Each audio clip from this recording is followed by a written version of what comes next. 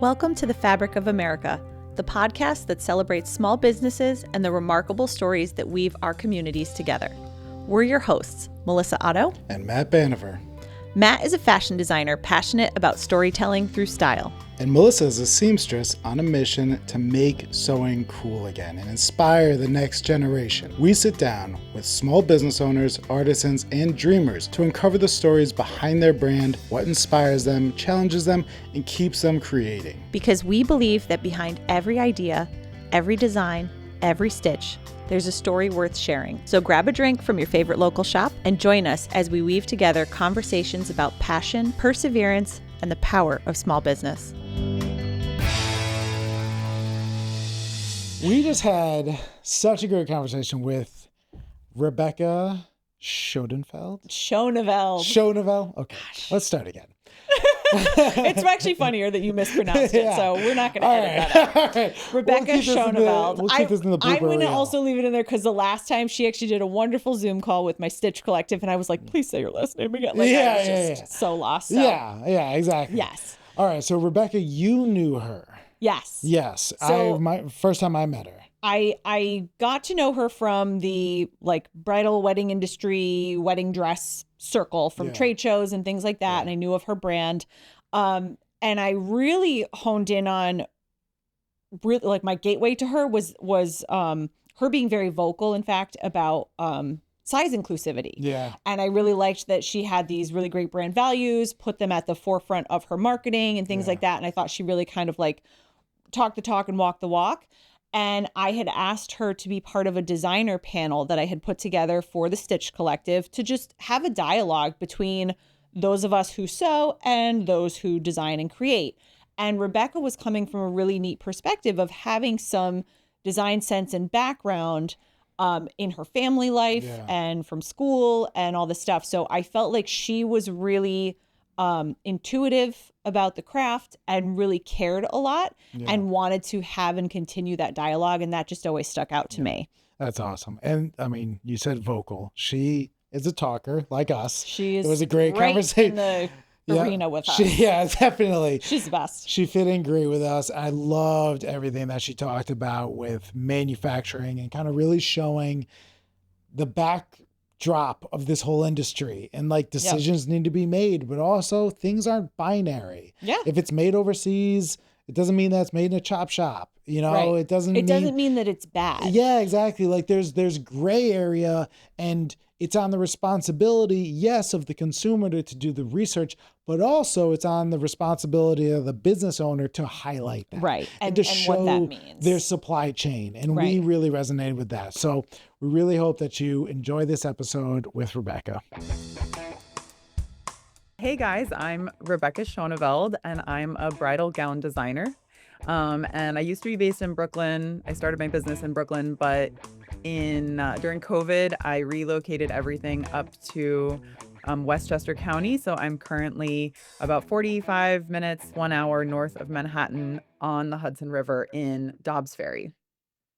Wow. Where were you in Brooklyn? I was in Gowanus, and actually, it was funny. We were just talking about you guys being, in the same building. I had found it was just literally the cheapest storefront possible on 3rd Avenue in Gowanus back in 2012 is when I found it. It was an actual hole in the wall, no electricity, no flooring, no storefront. It was just just somebody had been using it as storage for a long time. And he was willing to give it to me for really cheap rent and was like, sure, do whatever you want to it as long as you put the money in. So my then husband and I just rolled up our sleeves, and I mean, he did so much of the work and I did as much as I could. I also found out I was pregnant with my second son during that time. So I was like, I probably shouldn't be sanding these walls and I don't even in here.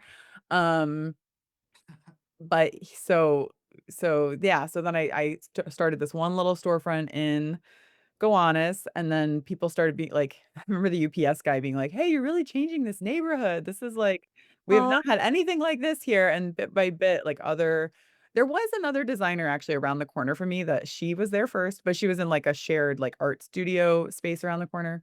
I'm another fashion designer, but otherwise we were And then from there, a couple years later, I moved into a bigger space a block away that turned into my store called Schonbride. So I had Schonbride from 2015 to 2020. And it was like a multi-brand bridal boutique because I had like my first store was just my, just my dresses and a little space in the front. And I was sewing everything in the back with a small team, very small team, probably like three of us. And then we kept growing and we started getting wholesale inquiries and stuff. So then I moved to a bigger store a block away and was like, I'm getting all these people to Brooklyn, but I felt like at the time New York didn't have, I mean, I still actually feel like New York didn't have like a genuinely like independent bridal boutique with like real, I kept saying it's like Etsy in real life. Like I want like, but the old school Etsy, the original Etsy, where, artist stuff, like independent designers with unique original ideas, where people who are into that can shop in all one place. And then that space became available. The landlord gave me a really good rent for what it was. It was a very huge space. I was like, okay, I'm gonna do this. I like took a big leap and took the space, brought in all this inventory from other designers. So that went for 5 years and it was pretty amazing until, COVID. It was just like, there's just no way. This is like also my landlord like didn't want to renew my lease. And I really in the middle of a pandemic, you're also gonna like so it was like, you know what? Okay, I've been handling a lot for a long time, and so I've been reorganizing, pretty much ever since, which Yeah, that yeah. was a crazy time with, like I forgot about that, like, the landlords, there was the big discussion of, are they gonna go back to rent being the regular people were doubling the rent, like, I forgot that that was a whole huge thing in New York City where people Yeah, were by 2020, I had actually because so he rented me that space that was Schonbride. The back half of Schonbride was production, and the front half, we had 3 fitting rooms and, like, I wanna say, like, 100 gown samples out on the floor, so it was, like, a huge center section of gowns and then, like, 3 different really cool little unique, um, fitting room areas, and in the back, we had, like, cutting table, patterning table, I wanna say we had, like, 5 sewing machines, my office, a little kitchen, so it was, like, and we had a huge basement that just kept getting, like, filled. Anytime you have storage, it just keeps getting, like, filled and filled and filled, and you're like, "Ah, someday I should organize that." Anyway, we definitely had that. Anyway, and then we were like, like, we were full on Saturday, I mean, maybe it would have been wise to just stay put in that one spot, but I felt everyone was like, "We don't have enough space, we don't have enough space." So, I rented another space from the same landlord down the street. So, by the time COVID hit, we had like a like t I wanna say almost 3,000 like 2,500 square foot production space, and then like a 3,500 square foot store space, and I had a whole production team like, about 9 people there, and then, like, another I mean, including part-timers, including everybody, like, my salespeople, my QC people, pattern person, cutter, all of that. I had about 17 people plus maybe, like, some fringe part-time. It was, like, a lot of people to manage, and then there was the same landlord who was a great guy, but he owns, like, half of Brooklyn. And Right, he was just right. kinda like he gave me April free. It was like the month we were shut down, like, he was like, "Yeah, Yeah, okay, everyone gets April free, and yeah, everyone's back to regular rent," and, right. we're open, we're not open. Our sales went down by 87%. Oh my god. And my whole team was like, "Bye, I'm gonna go take unemployment," and I was like, Yeah, like, we're, like, just I'm just holding the bag here. yeah. Had, like, 3 people willing to, like I had 1 production person, like, on her bike, biking into the studio, cutting things herself. She wasn't the cutter, but she would go in and cut things, and then bike the cut work to one of the sewers, like, all the way across Brooklyn and, like, drop it on her front step, and she would sew it in her house. It was like and then I still had whatever few things were still shipping, I would have stores complaining like, "This is missing its buttons," and I'm like, "Yo, Yeah. hey, maybe it's missing its buttons, but, like, somebody just biked, like, 12 miles, hand carrying cut work to get your bride this dress, like, please just give us a little grace," and there was a Unbelievable. little yeah, it was mixed support out there. Wow, Oh, that's an insane story. it was such a nightmare, such a nightmare. So then I ended up closing I just decided, like, I had closed the production space and, like, I was like, "I need to be close to all of this." I had already moved myself, to Westchester, and I was like, "I just need to have my hands on all of this," so I moved all the production stuff to a space in Irvington, like 20 Yeah. minutes from where I live, and then a couple months later, I was like, "Yeah, the store also is not I can't like, if we can't be open, this rent is, like, way too much to just keep I can't afford this," and my landlord was like, "Yeah, I really just kind of feel like you should just call it quits." And I tried to find a buyer for the store. I tried to hand it over to a bigger bridal, group. And yeah, it was just like such crazy times. So just close everything, just close everything. Also, I had like almost pretty much no help cleaning out those like 8,000 square feet of space plus the whole basement. It was like me. I put an ad up on Craigslist saying like free everything. And Yeah. lots of random people showed up and took like all the furniture and all. I was like, what am I supposed to do here? So, yeah, it was pretty much a nightmare. It was awful. Like, traumatizing. But anyway, here I am. What else do you wanna know?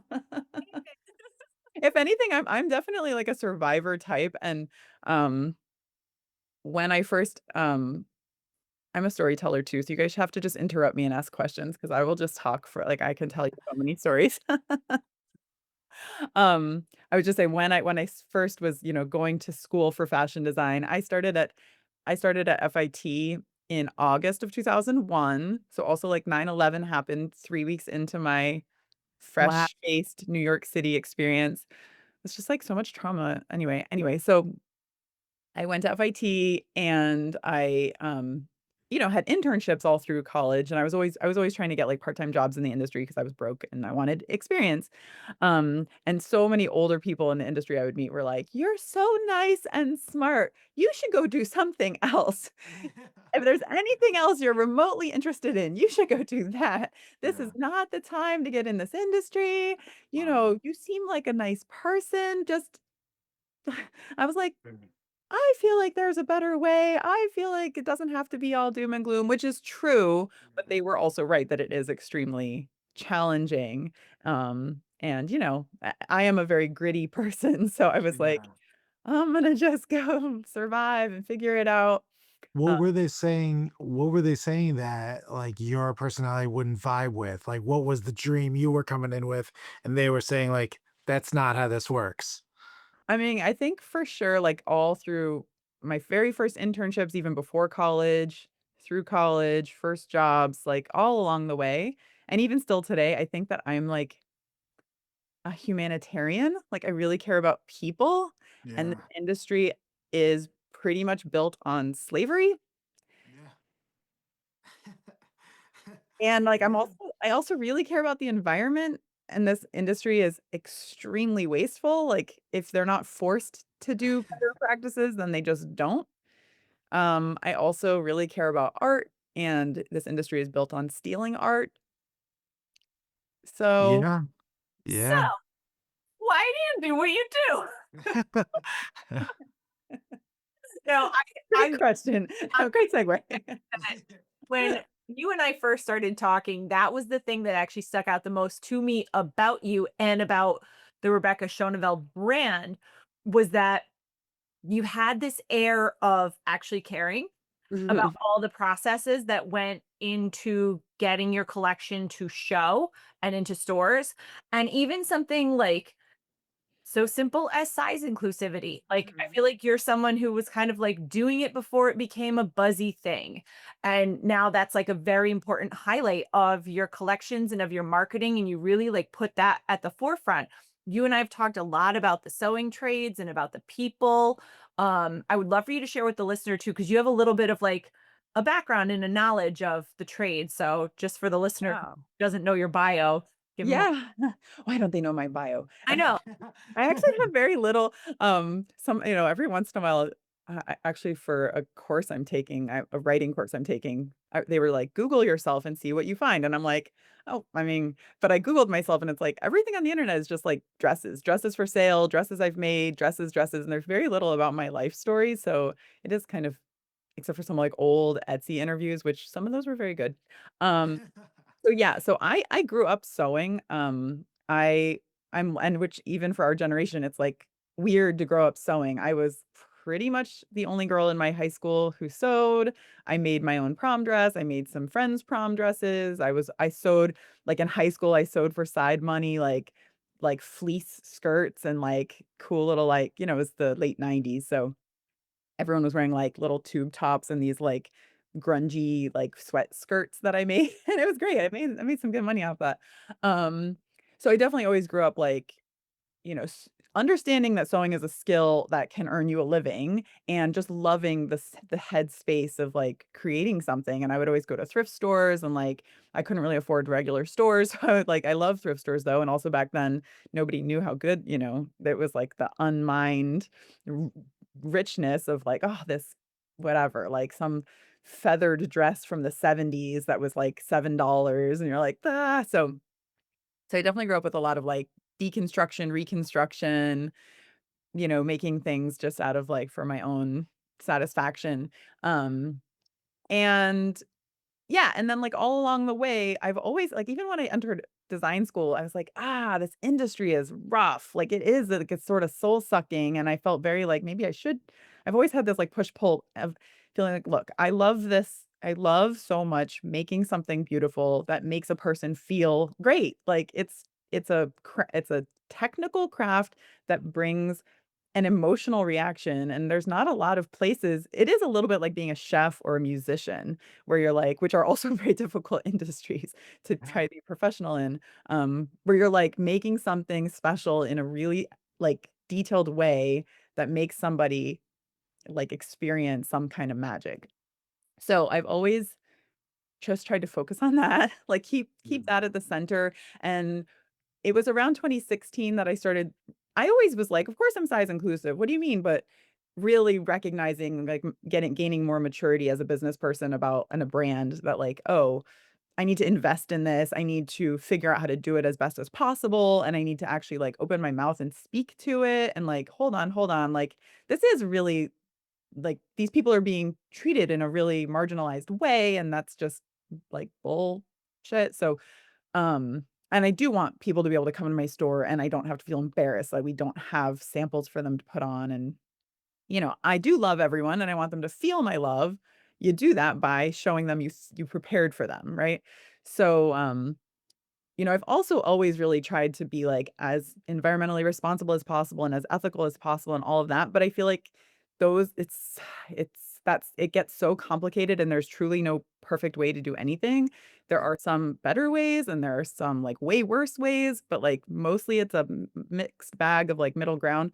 So I was like, size inclusivity is something very straightforward, very clear that I can stick to no matter what. It's like having clothes that make all people feel amazing when they put them on, and that's been really it truly is, like, anytime I'm like, "I should just quit," I think, "But what are my brides gonna do?" Like, every time we have a consultation with someone who's like, I was so nervous about this whole process. Like I've always had trouble shopping and I struggle with my body and I didn't want to hear my family's comments about it. And Yeah. I finally found this relationship I'm so happy in, but I like the idea of being in front of all these people makes me want to vomit. Like I can't stand this. But then they come to me or or Yeah. to one of the stores I work with and they're like, "Oh, like, these dresses make me I'm so beautiful, like, I'm beautiful," and I'm like, "You are beautiful," so it's just like that reciprocity feels, worthwhile, like, to keep up the struggle, keep up the, Yeah, yeah, it really is. It's such a juggling act, all this stuff. I definitely resonate with everything that you're saying. I watched this reel the other day that was someone using a cutting board, and she was saying, if I use a plastic cutting board, then I'm putting microplastics into the water. And if I use a wood cutting board, then I'm cutting down trees. And if I use a glass cutting board, then I'm, you know, huge carbon emissions. So it's like you're kind of damned if you do, damned if you don't. mm, And for me, I make all my clothing in America, and people put me under such scrutiny of, well, where are your buttons from? Where are your threads from? And I'm like, well, first of all, do you put any other clothing brand you shop at under this lens under yeah, this scrutiny? No, of course you don't. But also, we do have to accept some realities that we are in a global economy, you know, absolutely. and there you can't buy buttons, you can't buy thread in America, unless you want this garment to be like $10,000 for a sport coat, casually. And I've made those before with all that product. And it's like, yeah, this is cool that I made one, but it's not a sustainable business. Right. And like Yeah. that's really a huge portion of it. But I also, this reminded me, I just saw A Complete Unknown, the Bob Dylan movie. Oh, yeah. Yeah, I saw it. Yeah. It was really good. Yeah, and I was resonating a lot with his struggle as an artist, where he was basically wherever he wanted to be is not where the industry wanted him to be. Like Mhm. he got into the industry and they wanted him to sing the classics. And then once he got famous, they wanted him to sing his old stuff. And it was Mhm. like you're never able to evolve. And it that kind of stuck out to me with what you're talking about is like you're trying to do this like artist stuff. And the industry's like, no, no, no, we don't do that. This is how we do this. Oh my god. Kind of Yeah. strips the artistry from you, strips the craft from you. But so I do want some clarification. Are you only selling your dresses or are you wholesaling for other accounts also?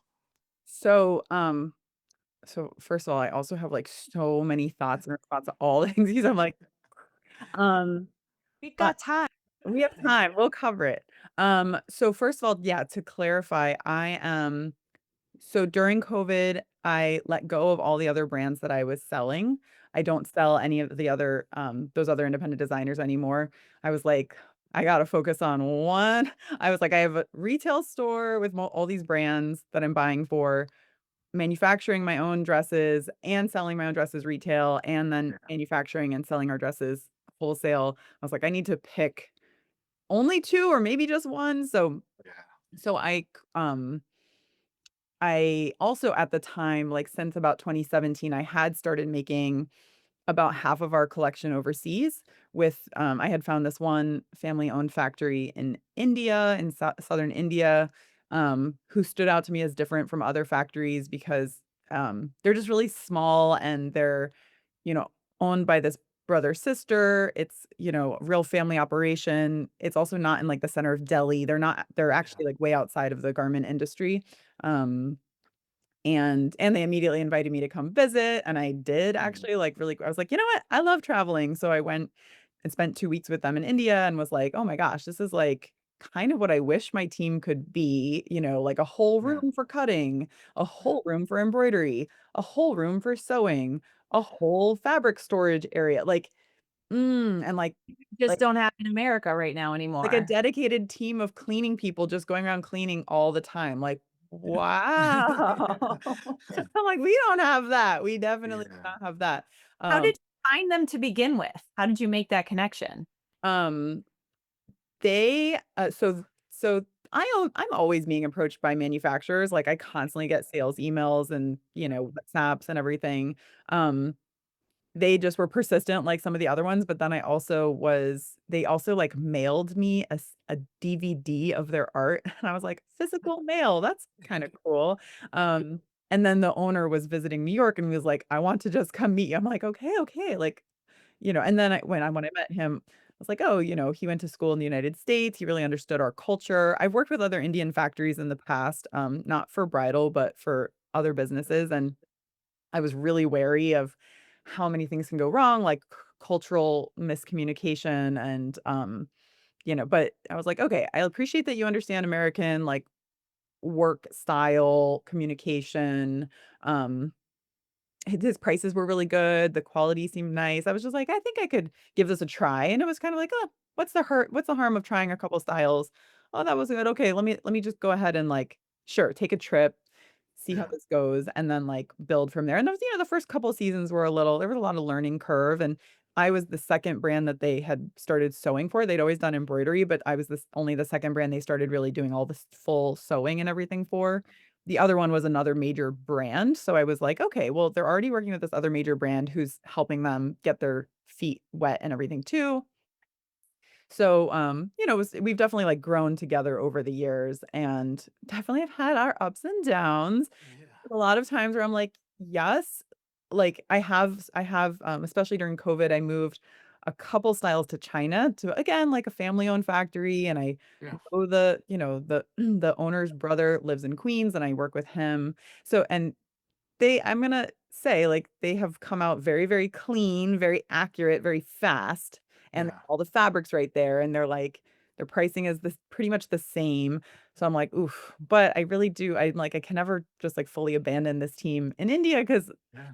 like, now I visited them over the course of all these years. I usually go at least once a year, and, it's like the same people there every time. Like, they have this loyal team. I watch as, like, their hand finishing sewing lady is now their sewing room coordinator, and, like, watching her success, and I'm like, they are now my team. Like, I no longer have my New York, so I've, like, actually, as of last year, completely phased out of domestic production. I actually just really, like, this month, I'm closing my last, like, small sewing room because 'cause I'm like, I just don't use it anymore. I've had Mhm. one sewer come in once a week to, like, cut, like, 1 or 2 things, but controlling the quality and all of that is, like, it's just completely unsustainable for me at this stage of my life. Yeah. So I'm like, I'm just not interested in, like, running a sewing room.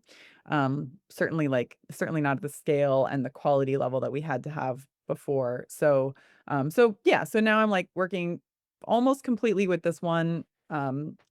My team is just located on the other side of the world, and Yeah. I see that they have, like, good living wages and a safe, clean environment, and that the people are happy to be there, and I see them, they get there at 8 a.m. and they leave at 6 p.m., which is a long day, but it's, like, a reasonable day, and, Yeah. they all go home to their families, and it's, Yeah. yeah, so I feel like I've talked to them about getting, like, fair trade certified, and they're like, "It is so hard." Like, the paperwork and the red tape is just, like, almost impossible to get, these certifications. I was like, "Okay, well, I know that, like, you're ethical according to, like, common sense, and I feel like Yeah. getting paid, like, good wages for the area, and, you It's know, such a that is it's it's like you have to pick your battles." Like, so that's yeah. yeah, so sorry, there's, like, so many different things, different parts of the story to tell, but, Like, um, yeah. I was gonna say, I would rather, like, as a shopper, and maybe other people feel differently, and I've seen your stories when you go to India, I've seen the factory footage, like, all that stuff, and I almost trust that and watching you go there firsthand than some stamp of approval of, like, certified organic or blah, blah, blah, like, Right. all Yeah. of the stuff is just, like, buzzy, greenwashy, pay to play, like you said, red tape, like, Very what hard to monitor. the consumer Yeah. at this point. I don't even know that they know what it means. So I like that you're someone who has been there, who has met the family, who has now been there for years, like you said, watch them grow. Like we're, same but different, like the children's like we're doing the same things in different environments and we are in a global economy where we can and should lean on each other to a certain degree. Would I love to see all production come back to America? Of course, like that'd be awesome, but it's just not the reality that we live in. And I would rather see a business owner have a business that they care about running ethically Yeah. than all the little minutia of every single finite thing, like the buttons being made in America, that or the Yeah. from Yeah. like So, I mean, back to that, what you were saying. So, another thing people mostly don't know about me is that before I had this business, when did I? So in 2006, I started my first business, which was an eco-friendly maternity collection called Shown Maternity. And Okay. it was, like, the very, very beginning of the idea of eco fashion, like, it was Yeah. just, like, people were just becoming aware of even this term, and designers were like, "Oh, right, I guess there is organic cotton," like, it was really, yeah, really new, so much so that anytime I came across any green brand or anyone trying to do anything environmentally conscious in fashion, I was like, "Oh, we'd become friends, we would, like, stay in touch, share resources because they were hard to find." So yeah, I was, like, at the time, making everything in the US, trying to use, like, the lowest impact fabrics I could source, trying to buy all through domestic vendors, small quantities through of course, most of it was still being made overseas, although I did buy, like, organic cotton from Texas that was being milled in North Carolina. Yeah. I was like, "I'm doing this thing. I was like, I would have, like, dreams of saving the world, you know? I'm gonna make the Yeah. most environmentally friendly I'm gonna change the fashion industry." Um, and I could feel like, "Whoa, this is like like a generational challenge, like, this is Yeah. not gonna change in the next 5 years, like, and here we are 20 years later, and it's like, okay, we're still struggling, like, there is definitely, like, way more awareness and more, nonprofits doing the research, and there's, like, advancements in the fabrics and everything. But what I found at the time, and it really burned me, was that people who cared, like, I remember talking to this one showroom that only focused on because I was also I was like, "Okay, the maternity actually went really well." It got picked up by, like, Nordstrom, Neiman Marcus, Saks Wow. Avenue. I was in 100 boutiques. I was actually in talks with Walmart to become their exclusive in-house, like, maternity brand because Walmart was like, "We wanna have this eco-friendly thing." Like, Walmart, I was like, "I would've been retired by now." I mean, also sort of selling your soul to the devil, but I was like, "But Yes. Walmart could adopt a 10% organic product," you know? It's like, "Yeah, but it's scale and meet reaching more people." Anyway, so there's definitely many sides to every question. You can't just be like, it's not black and white whatsoever. And at the time people I met in the, like, environmentally friendly fashion movement were so mean, like, just so cruel and, like, Yeah. so critical, and you're like, "Yo, we're all, like, fighting the same difficult fight, and none of this is perfect." Like, at the end of the day, the most environmentally friendly thing to do is to stop shopping. Don't Yeah. shop. Don't buy Yeah. anything, Yeah. and when you need to buy something, get it secondhand, but only from, like, a local thrift store. Like, you shouldn't even be shipping something across the country, so just, like, everyone calm down, because 'cause you're also like, I cannot live a zero waste lifestyle. I would love to. I feel like morally, we should all live as like, we should be living like indigenous people with like, like, we shouldn't even have computers. It's just but look, where do we draw the line? I'm still participating in modern society. I am. So Yeah. It's such a cognitive dissonance and like two big points. One, to somewhat I'm gonna dip my toe into politics, but sure. it will serve a point. It's all political. Everything's Yeah. political, you know? Yeah, so, I was watching an awesome interview with, Sarah Silverman was being interviewed by John Bernthal on his show, Real Ones, Okay. and it was so great because she was saying how she's very left-leaning, very liberal, but she has noticed, and I definitely have noticed, and Melissa and I have talked about this, there is this like elitism on the left that's like puts you down if you're not doing the right way. If Everything you're not exactly right. if you're not doing good the goodest you can. Like You have to be purist. Otherwise, we're gonna infight, and that's it. Like, right, and it's just like that's the same And you thing with alienate this. people that are like yeah, it's so true. I actually it's very true. I used to consider myself, like, extremely left Yeah. leaning, and then, like, over recent years, I'm like, "Maybe I'm not because people way left are, like, rejecting like, making me uncomfortable, like, I feel Yeah. like I'm not good enough for you, I'm not" like, I don't know, and the infighting is so painful, it's so sad because then you're like, "Look, we at the heart, we're all, like, wanting more or less, like, to be moving in a positive, healthy direction, but if, like, if even those of us who, like, have a spirit of unity are being, like, chopped up, then you're like, "Well, that just leaves me in this, like, no man's land because I can't go over that way either." But also speaking of politics, like, on the right, which I'm like, "Look, I'm a business owner. I understand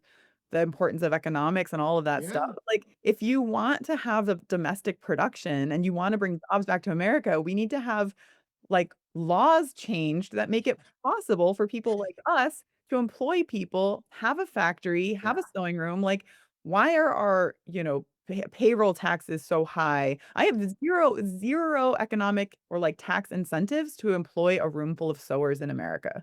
None. Right.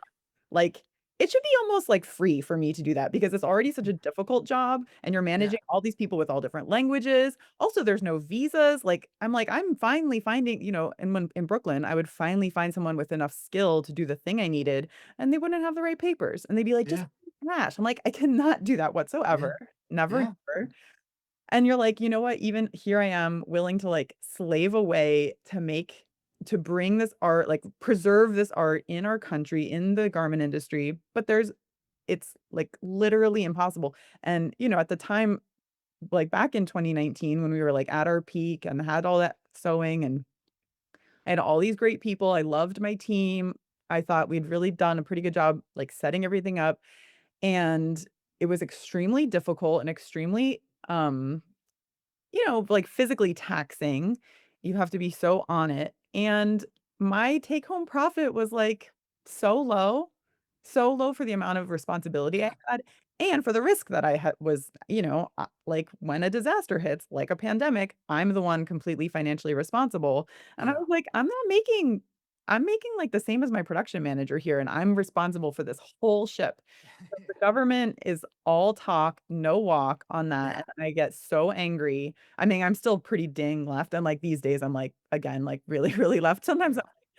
"Everyone, peace out. I'm gonna buy a Yeah. yurt on a piece of Yeah. vacant land. I'm Right. throwing my phone in the I don't know, I'm burying it." I'm like, Yeah.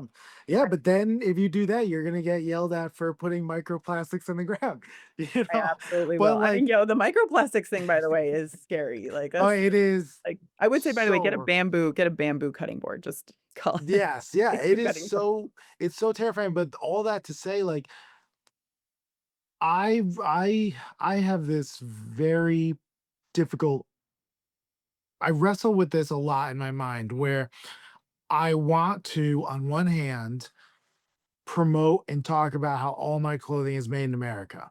Mhm. With that comes this implied conversation that everything made overseas is bad.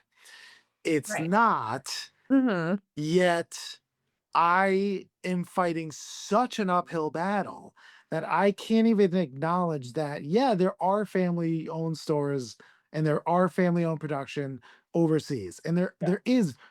there are so many good factories in China. I know several of them. The company that I work with has partnered with a company in China and they have two different lines. They have their American line, then their overseas make. And I know the people there, they're great. But it's almost like I can't give up any ground on this fight because it's so delicate. Yeah. The Made in America fight is so there's so little ground that we have to Yeah. stand on, and it's, like, so frustrating because I don't wanna sound like I'm demonizing all and every. I try Right. to highlight what you've been talking about, the community, the sense of, like, this is the team. I don't make all my clothing in America for some kind of rah-rah, like, let's go America, America first, anything. I'm just like, it's made here. These are people in my community. They have jobs. They made this for you. Yeah. That's beautiful. Yeah, and I And look, and I wanna say, like, kudos to you both really, because I think what you're both running, like, having teams of sewers and you're, like, hands on fabric, yeah. thread broke, need to fix machine, like, all the nitty-gritty, all the things of, like, actually touching the fabric yourselves is, like, that is irreplaceable, and I would say at the moment, like, yeah, I'm making everything overseas because I frankly am completely burnt out and I'm like, I just need to have the most streamlined process so that I can like continue making these dresses, particularly for my plus size brides. Yeah. That's the main thing I care about. I would like to continue having a living as a designer, but also like I'm kind of to be frank, I'm exploring future careers as either a therapist or as like an environmental activist or both. I really am actually, like, Wow. I'm like, Congratulations. I don't wanna, like, only make pretty dresses for the rest of my life. I feel like there's, like, a bigger impact I could have in life. Um, but, in it like, what the I wanna emphasize that, like, making things in the US, the one thing that you really get that you can't have any other way is, like, that hands-on craft, the control over the craft, the responsiveness to your client, and, like, if I could have a sewing room with, like, a really expert production manager and, like, 4 really expert hardworking tailors who are, like, really dedicated and they're not just to, like, pick up a paycheck, but to, like, really produce something beautiful and I could have a showroom where I'm like, "Oh, these people coming in for custom dresses."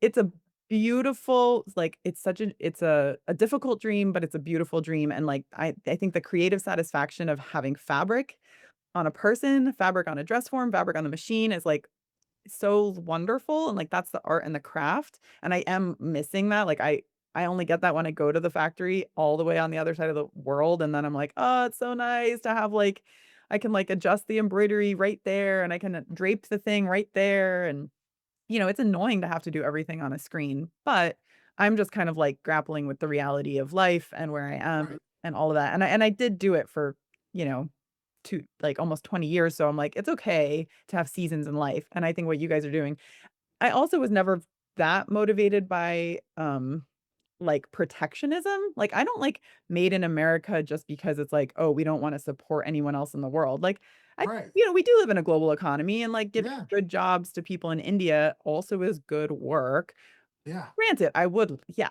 If we had a government that actually functioned and a society that actually Yeah. valued what we were doing more, you know, Well, it would become much easier for us to promote and support our own things. Like Matt talks about it all the time. Like he's not going to poo-poo like a made in Italy fabric because Right. certain things that are made in different countries, that's their specialty. It was right, invented there. was They are invented there. best at it. Like Yeah. let them be what they're best at and let's appreciate and enjoy it. We can do the Yes. same thing here. We could have done that with denim. We've completely shipped denim off to Japan. They have all of our old looms. So we can't do it like that anymore. So that's why Japanese denim is now the best. That could have been us. Like, too bad. Yeah.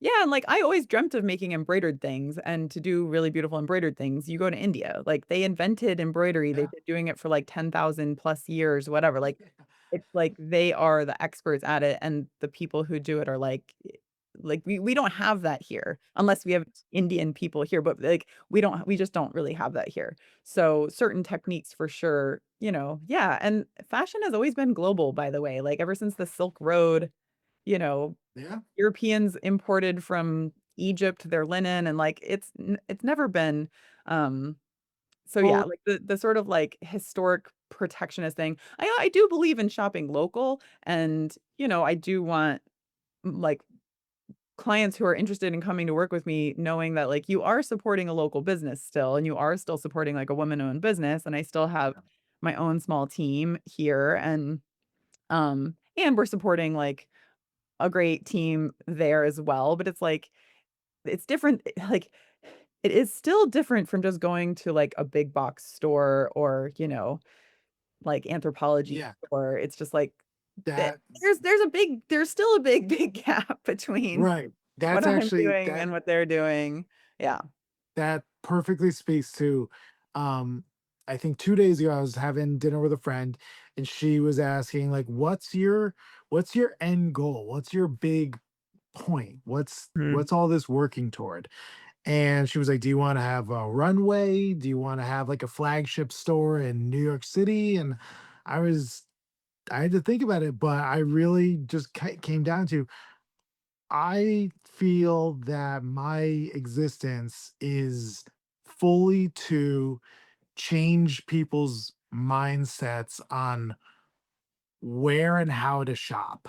That you can take your time, that it doesn't need to be one click buy, next day ship, that you should look into where it came from, what it's made of, who made it. And I gave the examples of I would love for my name to get brought up next to Ralph Lauren, Tom Ford, Ford's clothing. And she was like, you wouldn't want to change your company name to your own name? I was like, here's the thing, because it's not my story. I'm not making the clothing. The factory is. The people in New York are sewing it, hand making it. I want my business, my structure, everything about it. I'm constantly saying my amazing factory. It's made here in New York. The amazing people. I'm Yeah. never like I made this beautiful suit. I want it to be about the other people. And Right. It's a team. Yeah. and Like, when it's like Melissa not like a yeah, and solo like yeah. show the supply chain, and when Melissa brought you up, I went on your website and I was like, "Oh, this is so cool. She's showing her in the factory in India." Like that is it. That is Yeah. exactly it. Like Yeah, just stop with this. transparency. Like, let people make their own decisions about which part they care about the most, but, like, be transparent because most brands are not. Some Right. brands don't even talk about what the names of the owners are, Yeah. they're like, all brand, brand, brand, and you're Yeah. like, "Hmm, Yeah. Exactly. There's any no more idea of story here?" yeah, no idea of where it came from, Mhm. because, the Transformation Act was probably made in like Bangladesh and then sent to Italy, and then they said it's made in Italy, and there's no control over that. So I think highlighting the supply chain and you being with the factory, in the factory, visiting them, that's just as important as me doing it in New York. It's very much just like, here are the people who Yeah. are making it. I also like I've worked with so many kinds of factories in the United States. Like for 1.5 years with my maternity collection, I was in Los Angeles. Yeah. And I moved to LA and I moved my production to LA and I was like, just a lot. It was sportswear, so there were a lot more affordable factories. Well, I don't know, like what's the end goal here? Is the end goal to just keep as much money in the United States as possible? Right. I'm just like trying to pick my battles because also if it means that I Yeah. can't stay in business, like I've always tried to cater to a client with a certain price point. Like I've had this conversation since the very beginning of my work that like I remember one of my earliest custom inquiries and I did, a consultation with this young woman who clearly spent a lot of money on her appearance, clearly wasn't phased at, and this was in New York, so I was like, the thing you're asking me for would be about $25,000.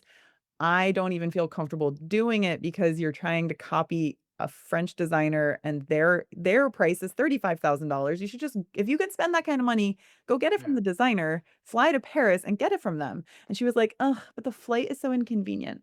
And I was like, okay." So I was just like, that's I don't want to spend the next year like doing this. Like that's Yeah. not my I was like, I really like my clients who are like $2,000 to $4,000. They appreciate that it's not, a David's bridal gown. They really appreciate that it's like, all the things that I do, but they're still like mostly teachers, therapists, like lawyers. They're not, they're like, I do want to spend a little bit more and I do really value it, but I also can't spend, I don't really want to spend $8,000. I don't really want to spend $6,000. And like, if I was actually doing it all with a factory in Midtown, like I've looked at it and I've done it before. And when I did it, I just didn't make any money off of it. I was like, "Okay, at some point I should probably pay myself something and, like, have a scale that's reasonable." So, um, there's definitely, like, such a trade-off, and I've talked to so many other independent designers who, everyone struggles with the same thing. Like, of course, we would like to head to Midtown and make our dresses with this, like, nice factory who also makes mistakes, by the way, and also needs a lot of oversight and also needs they still need you to, like, go pick up the zippers and get it over to them and, like, go get the Yeah. prints out of the pattern. Like, it's still a lot of hands-on management, which is time, which is money. And the dress then costs, like, five to $8,000 instead of 2 to $4,000, and you're like, "Ugh." Yeah. So and, like, I like the kind of clients I get. They're, like, a little more, like, they're, like, I don't know, they appreciate quality, but they're, like, kind of practical too about money, and those are, like, Now, my people. So it's a rock and a hard place, I'm not gonna lie, like, I still also see what else is out there, and I still think that what I do, why I keep going is, like, I'm like, I do think that I still have a unique point of view, like the plus size inclusivity, but also like, I don't know, just like not so trendy, not so like a little more vintage vibes and these like I also use a lot of Italian fabrics and I try to which is like totally logistically a nightmare. It makes no sense whatsoever to ship fabric from Italy to India yeah. and it's also an environmental impact, I get it, and I pay so Yeah. many duties. I think my duties are almost the cost of the fabric. It's so Oh shipping my and duties god. adds up to almost doubling the cost of the fabric. It's dumb. But I like supporting these Italian mills, and their fabrics are beautiful, and they're Yeah. special, and people do appreciate, like, the through line of having this, so, ah, Yeah. look, we live in a broken, broken world. Trying to do our best. Um, Yeah, That's all no. is just do your best. I mean, Yeah. do your best. And, like, little things too, like thinking about how to make alterations easier, and, Melissa, like, what we've talked about before, um like, just being thoughtful of, like, your customer's entire experience, your tailor's experience, and trying to make literally, even just working with my factories, I just am who I am, but some of them have told me, like, just we probably shouldn't tell you this, but you are the kindest designer that we work with. You're really thoughtful and That's we great. always love it when you visit because you're like funny and you really appreciate what we do and we love your designs. They feel so thoughtful and I'm like, "Wow." I mean, that's look, not awesome. for nothing, but just, not being a jerk all the time, and I've been in this business long enough to say, a lot of people get kinda cold and self-righteous and angry, and they're just problems happen, and they just turn into, such jerks, and you're like, "You know what's one simple thing we can do is be kind to each other, Right? no matter what factory you're in, just be a nice person, be a good person." Yeah. Doesn't always Yeah. have to and "Oh, there's $100 thing we're fighting about. Oh, you made this mistake or I made this mistake." Maybe just don't fight about $100. Correct. Don't be a jerk. Just don't be a jerk. Take the loss Correct. sometimes. Yeah, So exactly. that's You know, also and sort of like the bigger also the staff, the workers is they they'll put more care into, oh, it's for Rebecca. Like make sure it's extra good. Like, that trickles down. Yeah. I still remember my first assistant design job in Midtown, and I worked for this Romanian designer who was so high strung. She was so volatile, her emotions were so volatile, and she was a little like the Devil Wears Prada, vibe, she Yeah. would throw her coat on my desk and then be like, "Why is your desk such a mess?" And I'm like, "You literally just dumped your stuff on" anyway. Yeah. And she would stand over me and be like, we were getting samples done at the local factory, and she'd be like, "Call them and scream at them. Call them now. Scream." And I'd be like, I'll call and be like, "Hey, Nelson, yeah," Yeah. and she was like, "You need to be more mean." I'm like, "I don't think he's gonna get it cut faster because 'cause I'm Yeah. screaming." It's just not how it works, and then I would go visit him in person and be like, "Oh my gosh, okay, so Nelson, look, I really need this thing. What can you do?" Yeah. And he's like, I get it." And I was like, "Wow," us all being sweat I had this conversation literally yesterday with one of the stores that I work with. Because stores, they also that's a whole other side of my business is working on the wholesale. And sometimes these stores get so angry in a way that feels so personal. And I'm like, look, I understand there was a smudge on the dress. Literally my absolute least favorite thing about working in bridal is that everything is white and the expectation for perfection is frankly impossible. I Yeah. have had to remake entire dresses for like a snag the size of the point of a pencil on, the bottom of the front of a skirt. I've had to remake the entire dress because they were like, "That's unacceptable." And I'm like, "You know what? It is acceptable. It's Yeah. acceptable, and it's very environmentally damaging to completely remake everything because of Yeah. a tiny thread pull on the back of a train, remake the Yeah. whole thing." So, sometimes the stores act like I am trying to ruin their lives by Right. having a smudge or a small pull or something, and I'm like, Right. Don't you want us to sell your dresses? Like, no, that's not the argument. And, I understand the bride is really hyper, and I understand the bride is angry at you, and, you're taking the brunt of it, but, frankly, that's your job. Your job is the buffer.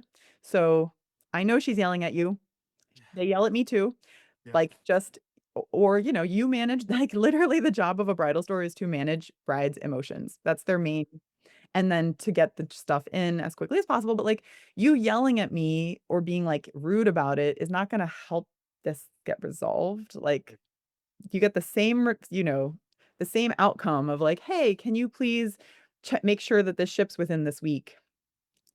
"Thanks so much, appreciate all you do." Yeah. Versus "Hey, this is unacceptable. I don't know how you expect me to" okay. Yeah. Yep. Life there's way too much going on in the world right now to be yelled at over a snag on the bottom of a dress that's probably gonna get hemmed off anyway, Yeah, exactly. guys, yo, the Yeah. on fire. Please don't yell at me about this right now. Yeah. Well, Rebecca, you have been so kind with your time. I feel like this went by in like 3 minutes. It's hard to believe it's been an hour. What is what's like something that you're hopeful? I mean, you've said a lot about what you want to see, but what's like a simple kind of hope for the wedding industry that you'd like to see or be a part of? Oh, can I say like a couple quick ones? Yes. Okay. One, I really love the, refurbishing vintage dresses, like thrifting and upcycling vintage or even just thrifted, like something from the 90s or from the early 2000s. Upcycling, I really hope the younger generation just keeps on with that and thinking like that's a great way to go, particularly when they're gonna wear multiple outfits. Like, yeah, have fun with the fashion, but like make some of them sustainable and Yeah. Melissa's lighting up more right now creative. with this Yeah. whole Yeah. So and I think one of the big holdups for people is, finding sewers. So I think, like, I love what Melissa's doing. I think it's, like, amazing to knit together people who have these crafts and, like, giving a resource to people who are like, "Hey, I would totally do that, but, like, how do you even do it? Where do you go? What do you do?" So I think I wanna see that, like, fly. I don't know how much I'm gonna be doing it myself, but I will talk. Um, Yeah. but and also just people being more, I would love for brides in general to remember that this is like a monumental moment in your life. Like I had the same feeling when I was about to have my first son. It occurred to me like the way I give birth is really like I want it to be intentional because I'm starting motherhood. I don't want to just do it however like society tells me to do, like go to the hospital and da da. And I ended up having a home birth in water and it was amazing. It was like the most beautiful, painful but beautiful experience of my life. And, like, same with planning a wedding, like, society tells you, like, "Oh, do this," and, like, with social media, I see brides going crazier, crazier all the time. I'm like, try to be intentional, set your own values, and then, and let your values be reflected in the celebration of, like, looking for independent designers. Stop worrying about perfection, it's impossible and it's an illusion anyway. Just, like, be embodied in the moment and, also and know that your money you vote with your money. So, don't buy the things you feel like are dumb to buy. Don't go buy a bunch of plastic stuff on Amazon. Do think about more sustainable ways to go about this with, like, secondhand shopping, refurbishing vintage stuff, borrowing decorations, working with independent brands and businesses, and just, like and, yeah. Please don't please don't just go buy your dress online because it's cheaper, like, think about what your dollars mean. Yeah, beautiful. Melissa, any last minute thoughts, questions? No, I feel like Rebecca took it all. Uh, I just tip my hat and bow down to you because I yeah, really I've said it to you personally, and I think I said it somewhere in the conversation. Like you're just a human who I feel like puts your values right out in front of Mhm. everybody, and there's no like I never have to question like, oh, what does Rebecca think about this, or where do her beliefs lie, or where are her ethics, or whatever on any of this stuff when it comes to both like personal and professional. And I think that that is what is so attractive about you as a person, about you as a brand. I think people want to align themselves with somebody that speaks authentically about where they're at and what they do. And I think that's why people gravitate to you so easily. I know that's certainly like what stuck out to me from the get-go. So you've just You. That really means a lot. That's really nice to hear. I feel, like, always uncomfortable in my skin if I feel like I'm not, like, living in accordance to my beliefs and yeah, spent a lot of my life being uncomfortable because, I just threw away my plastic cutting boards, for example.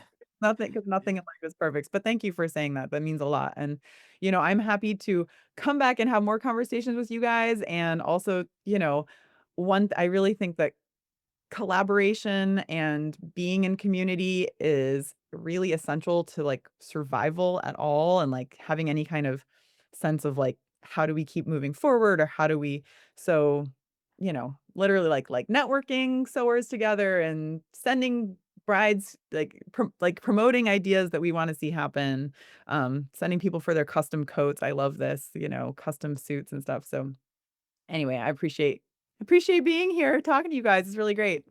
thank you so much, Rebecca. No, I Yeah. definitely want to echo what Melissa said. I think what I appreciate the most is how um it how flexible you are in what you're saying. You're like, there's a million battles to fight. Like you're not just saying this is the right way to do it.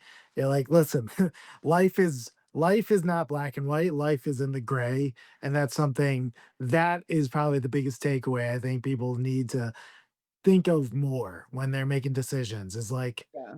listen, it things are messy. Things aren't always going to be the most right or the most wrong, or it's like, The scale, like spectrum.